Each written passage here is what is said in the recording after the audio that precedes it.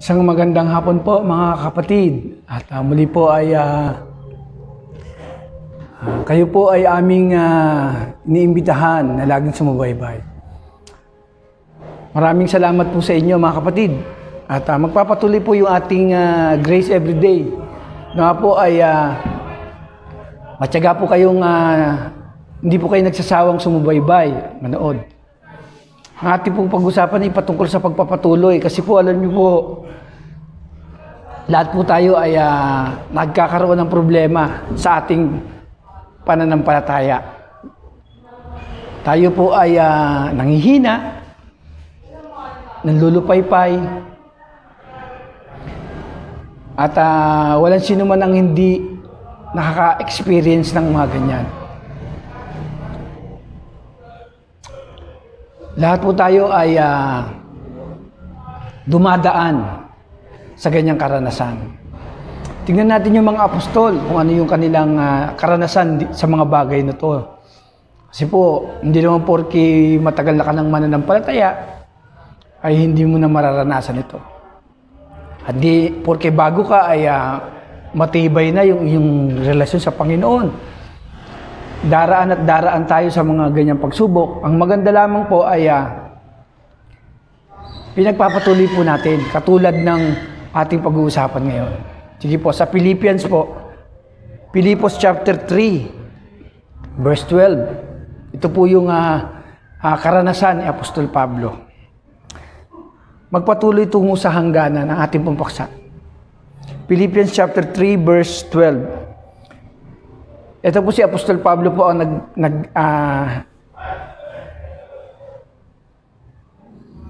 sumulat sa mga taga-Pilipos at gusto niyang ibahagi yung kanyang karanasan. Sabi niya, hindi siya nakamtam ko na, chapter 3 verse 12, hindi siya nakamtam ko na ang mga bagay na ito, hindi rin sa ako'y ganap na. Ngunit sinisikap kong maisakatuparan ang kalayunin ni Kristo Jesus nang tawagin niya ako. Mga kapatid, hindi ko ipinalalagay na natupad ko na ang mga bagay na ito. Ang ginagawa ko ngayon, nililimot ang nakaraan at sinisikap na makamtan ang nasa hinaharap.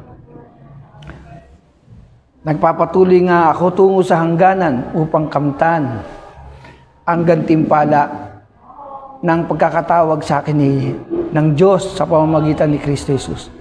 Ang buhay na hahantong sa langit. Ganyan ang dapat na maging isipan ng mga matatag na sa inyong pananampalataya. Matatag na sa pananampalataya. Kung hindi ganito ang inyong paniniwala, ito'y ipapaunawa sa inyo ng Diyos. Ang kailangan lamang ay ipagpatuloy natin ang ating mga natutunan. Yung pong salitang ipagpatuloy, magpatuloy. So, nagpapatuloy tungo sa hangganan.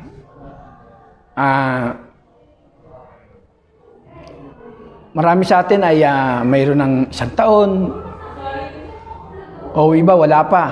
Iba ay matagal na, may mga 5 years, 4 years, 10 years, pataas, 20 years. Hindi po yun ang sukatan ng nagpapatuloy. Siyempre nanatili ka for 20 years, pero hindi pa po nagtatapos doon.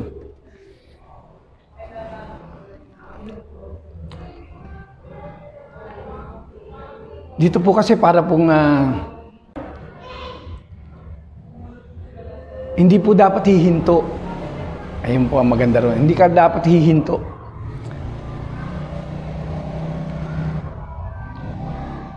Magpapatuloy yung iyong ugnayan sa Panginoon. Sabi niya rito, hindi siya nakamtam ko na ang mga bagay nito. Hindi rin siya ako'y ganap na. Ngunit sinisikap kong maisakatuparan ang layunin ni Kristo Jesus nang tawagin niya ako. Sinisikap. Pinagpupursigihan. Kahit nahihirapan, sapagkat yun yung layunin na gusto niya maisakatuparan. Yung layunin ng pagkakatawag kay Apostol Pablo ay gusto niya maisakatuparan. Kaya kung papansinin niyo po, napakaraming sulat ni Apostol Pablo. Halos karamihan. Aklat ng Roma,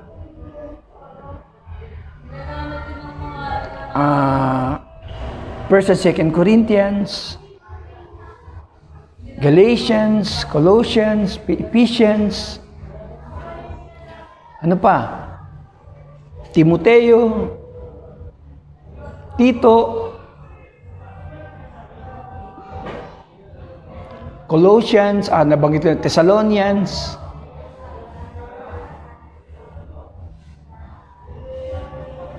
yan po yung mga aklat o yung book na sulat ni Apostol Pablo.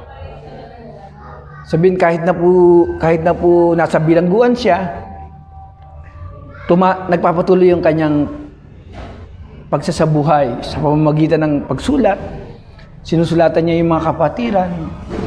Dapat makita po natin yun na kahit nahihirapan, kahit may problema siya pa yung nagpapalakas sa mga kapatiran. Nakabilanggo siya. Siya ay pinipersecute. Pero siya pa yung nagpapalakas doon sa laya. Yung mga nasa layang mga Kristiyano, siya yung nagpapalakas, nagpapatatag sa kanilang pananampalataya. Kasi yun yung layunin ng pagkakatawag sa kanila. Ni Apostol Pablo. Hindi dapat maging daan nyo ng panglulupaypay. Although dadaan po tayo, pero kapag ikaw ay nagpapatuloy, ang Diyos ay nasa likod mo.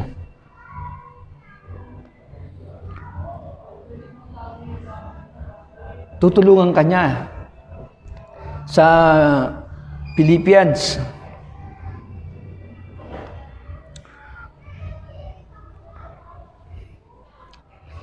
excuse me po.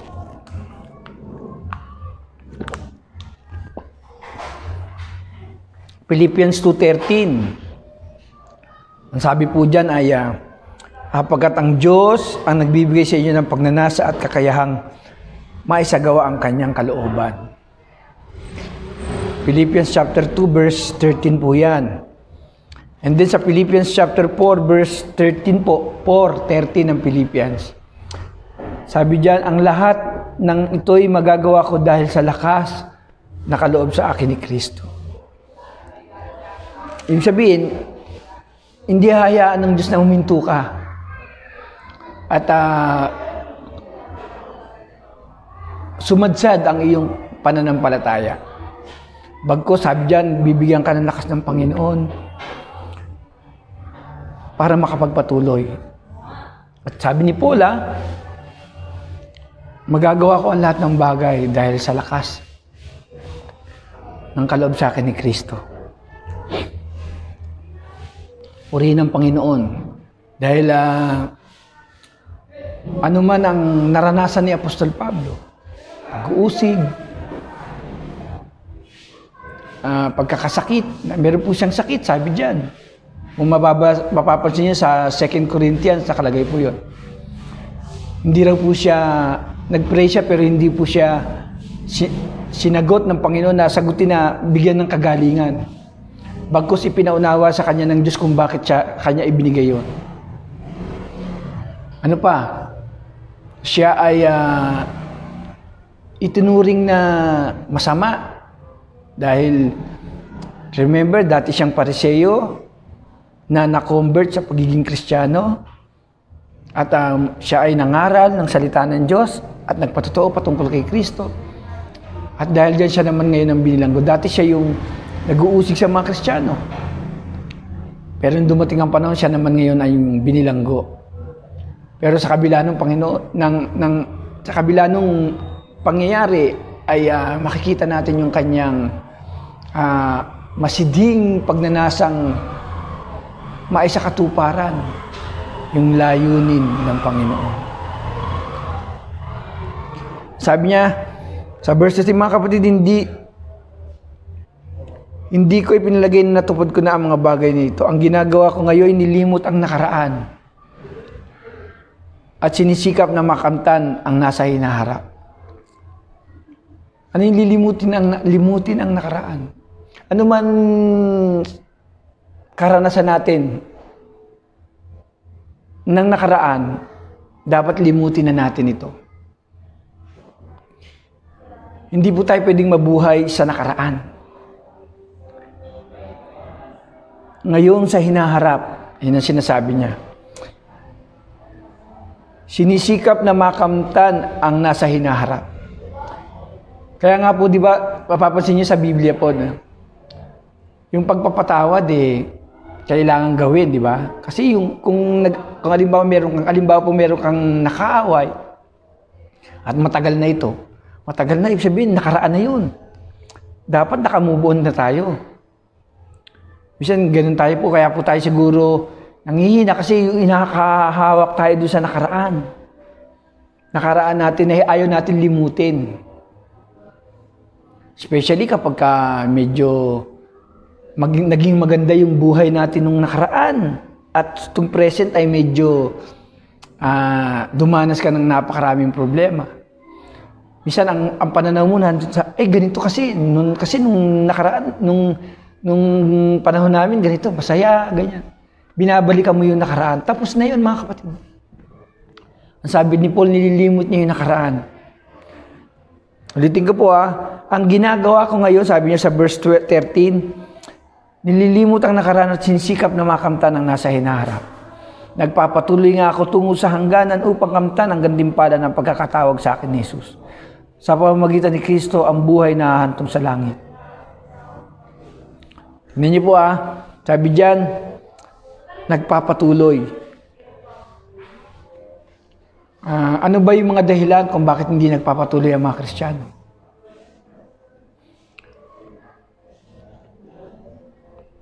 Marahil ay yung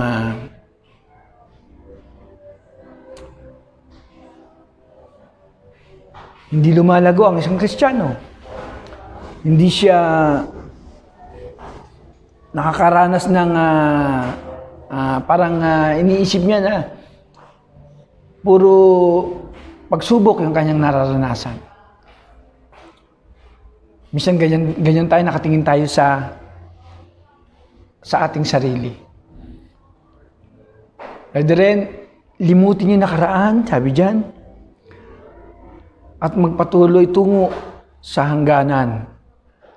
Kasi si Paul, nakatingin siya sa goal niya. Tinitignan niya yung present, yung goal, para magpatuloy siya. Pag may goal tayo po, kasi yun ang maganda rin. Pag meron kang target, o yung goal mo, yun yung magbibigay sa iyo ng lakas o pagsisikap para maisakatuparan. Kailangan may goal. Pag wala po kasing goal sa buhay, di ba, parang paisi-isi lang. Walang, wala kang pressure kasi wala ka namang goal Isi-isi lang. Pero kapag meron po tayong goal, at yun yung goal na yun yung kailangan mo maisakatuparan upang makamit natin yung reward, yung gantimpala. Kasi hindi po nire-reward ni Lord yung mga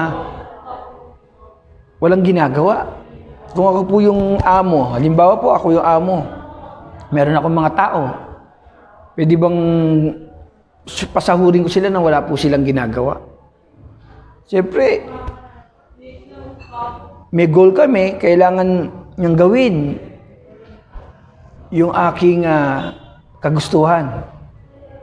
At kapag naisakatuparan niya yung layunin na yun, i-reward ko siya. Hindi ka pwedeng i-reward nang wala kang ginawa, nang wala kang ginagawa. Ganun ang Panginoon mo. Paano natin gagawin yan? Palakasin natin yung ating ugnayan sa Panginoon. At alamin natin kung ano yung paraan na tayo magiging matatag at malakas. Paano natin aayusin yung ating relasyon sa Panginoon. Kasi pag hindi maayos yung relasyon mo, mahirap ang patuloy. Sure po yan. Pag hindi maayos yung relasyon mo sa Panginoon, hindi ka makakapagpatuloy. Talagang hihinto at hihinto ka, at pag huminto ka na, wala na. Pag nadapa ka, baka hindi ka na bumangon. Sabi nga sa Lumang Tipan, ang isang taong matuwid kahit madapa ng ilang beses, babangon at babangon. Sabi na dadapa, lahat tayo madadapa, magkakamali. Pero dapat bumabangon at nagpapatuloy. Hindi pa bumangon pero hindi naman nagpatuloy. So yun po ang pinakamaganda po yun. Sabi dyan, nagpapatuloy ako tungo sa hangganan. Yung goal niya, gusto niyang matapos, may sa katuparan. Sa verse 15, ito po ang sabi, ganyan ang dapat na maging isipan ng mga matatag sa pananampalataya. Kung hindi ganito ang inyong paniniwala, ito'y ipapaunawa sa inyo ng Diyos. Ang kailangan lamang ay ipagpatuloy natin ang mga natutunan. Yung mga natutunan natin, dapat isinasapamuhay. Baka nga naman po minsan kakaroon problema, naririnig mo lang yung mga natututunan mo pero hindi mo sinasapamuhay. Ibig sabihin, hindi ka nagpapatuloy, hindi mo sinasapamuhay. Malabong harapin mo yung goal kung hindi mo isinasagawa yung kalooban ng Diyos, yung layunin ng Diyos sa buhay mo. Kaya napakahalaga na ipagpatuloy natin. Brother, paano kung di ko pa naranasan lumago? Hayaan mo lumago ka. Hayaan mo maintindihan mo yung layunin ng Diyos sa buhay natin. At ang Diyos ang magpapaunawa niya, sabi niya, lamang ay ipagpatuloy. Walang Kristiyano dapat na tumitigil, nagpapatuloy. Remember, inaantay natin ang pagdating ng Panginoon. Bukod doon, meron tayong layunin ng Diyos na kailangan natin isagawa habang inaantay natin ang Panginoon. Si Paul, hindi niya na inabutan ng Panginoon sapagkat natapos na yung kanyang goal, yung layunin, na isagawa niya na. At alam ko, nakamtam na ni Pablo yung kanyang gantimpala. Inaantay na lang ni Paul na dumating ang Panginoon para maipakilala siya. Kung paano siya namuhay ayon sa kalooban ng Diyos. Dapat po, ganun po tayo mga kapatid. Magpatuloy, ano man ang kalagayan. Kung magandang sitwasyon mo sa buhay, magpatuloy pa rin. Hindi maganda ang nararanasan mo, magpatuloy pa rin. Ibig sabihin, brother, kahit hindi maganda, magpapatuloy. Yes, kailangan magpatuloy. Remember, lahat ng mga Kristiyano sa Biblia, hindi po naging maganda yung kanilang karanasan sapagkat, sabi nga natin, dumaan sila sa matinding pagsubok. Pero nagpatuloy po sila. Yun lamang po mga kapatid. Salamat po. Tayo pong lahat ay manalangin.